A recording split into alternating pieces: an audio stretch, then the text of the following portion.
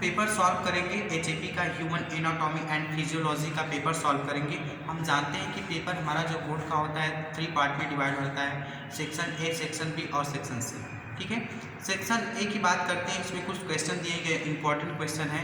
तो फर्स्ट इसमें क्वेश्चन है, write down the short notes of stomach with the gastric gland. ठीक है, यानी जो स्टमक में होता है गैस्ट्रिक ग्लैंड, जो यानी डाइजेशन से रिलेटेड है, यानी डाइजेस्टिव सिस्टम से रिलेटेड है, कि इसमें कौन कौन सी ग्लैंड आती है उनका नाम लिखना है। ठीक, दूसरा क्वेश्चन है कि write down the short notes of lung volumes and lung capacity. यानी क्या होता है कि हमारा जो लंग्स होता है, कैसे उसकी वॉल्यूम कितनी हो रही है, कैपेसिटी कितनी, उसको लिखना है। ठीक है, नेक्स्ट क्वेश्चन किया है, discuss about the physiology of urine formation.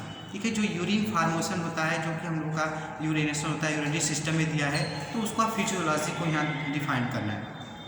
Section B पे आते हैं, तो उसमें दिया है all about the interior pituitary hormone. ठीक है, discuss about the interior pituitary hormone. अब इसमें पूछ रहा है कि इंटीरियर पिट्यूटरी में कौन कौन से हार्मोन रिलीज होते हैं, तो उसमें कई हार्मोन रिलीज होते हैं, जैसे FSH follicle stimulating hormone, LH luteinizing hormone, और उसके बाद तीसरा आता है FSH follicle stimulating hormone, ADH anti diabetic hormones. ठीक है, और GH ग्रोथ हार्मोन्स। कई प्रकार के हार्मोन आ जाते हैं, लेकिन अगर पोस्टीरियर की बात करें तो उसमें 2 ही हार्मोन रिलीज होते हैं, ऑक्सीटोसिन और वैसोप्रेसिन। ऑक्सीटोसिन जो कि मिल्क सिक्रेशन के लिए रिस्पॉन्सिबल होता है, जबकि वो वैसोप्रेसिन यूरिनेशन के लिए रिस्पॉन्सिबल होता है।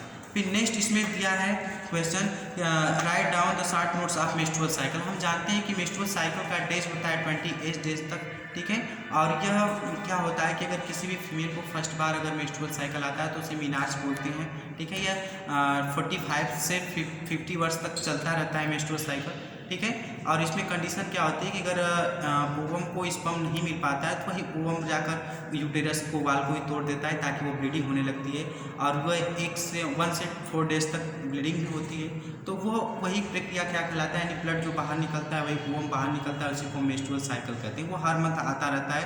ठीक है, तो जबकि फीमेल में क्या होता है कि कुछ निश्चित एज तक ही मेंस्ट्रुअल साइकिल आता है, लेकिन इस मेल की बात करें तो उसमें बनता रहता है, इसमें मैच्योर होकर आता है, यानी इसके लिए रिस्पॉन्सिबल होता है ओवम के लिए रिस्पॉन्सिबल होता है FSH यानी फॉलिकल स्टिमुलेटिंग हार्मोन, क्योंकि फॉलिकल तो है उसी को ग्रोथ करके प्रत्येक मंथ एंट्री करता रहता है। फिर इसमें नेक्स्ट क्वेश्चन दिया है कि write down the notes of reflex section.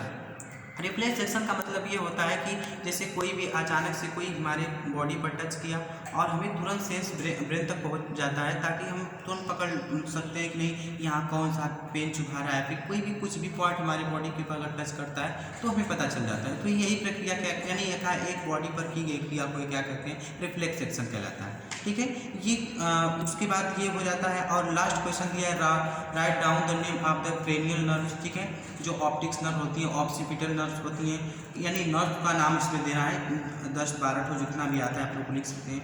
फिर इसमें फिलिंग द ब्लैंक्स में दिया है सेक्शन सी में, एक्रोसोम आर फाउंड इन, यानी हेड ऑफ स्पर्म। यानी इसमें एक्रोसोम क्या पाया, हम जानते हैं कि स्पर्म भी 3 पार्ट में डिवाइड था, हेड, मिडिल, टेल। ठीक है, तो हेड पार्ट ही एक्रोसोम पाया जाता है, जो कि ओवम के मतलब एंटर करने के लिए रिस्पॉन्सिबल होता है। तो वही पूछ रहा है, तो हेड पार्ट ऑफ स्पर्म हो जाएगा। नेक्स्ट दिया है cytoplasm of ovum is called, तो ओ प्लाज्मा हो जाएगा, and plasma membrane are called ooplasm. ठीक है, तो ये हो जाता है। उसके बाद इसमें दिया है कि PO2 volume of the inhaled air. ठीक है, तो इसमें 104 mmg का PO2 हो सकता है, और ब्लड प्रेशर होता है 55 mmg। ठीक है, फिर इसमें कुछ दिया है, अगर बात करेंगे इसमें कुछ ऑब्जेक्टिव क्वेश्चन दिए गए हैं। जैसे इसमें पूछा है, reflex section is controlled by, यानी रिफ्लेक्स सेक्शन किसके कंट्रोल में होता है, तो CNS के बारे में। ठीक है, यानी CNS यानी सेंट्रल नर्वस सिस्टम के बारे में कंट्रोल होता है। तो इसमें ऑप्शन तो दिया है ब्रेन, PNS यानी peripheral nervous system, autonomic nervous system और सेंट्रल नर्वस सिस्टम। तो इसमें CNS हो जाएगा, क्योंकि उसका ही पार्ट होता है, सब ब्रेन तो उसी में पाया जाता है। ठीक है, तो CNS हम पूरा दे देंगे। Loss of memory of call, तो एमाल्जेसिया हो जाएगा, क्योंकि इसमें मेमोरी को लॉस कर देना, उसमें हम अचेत रहते हैं। ठीक है, इसमें दिया है फिर parasympathetic nerves is part, card, तो पिट्यूटरी पोस्टीरियर पिट्यूटरी।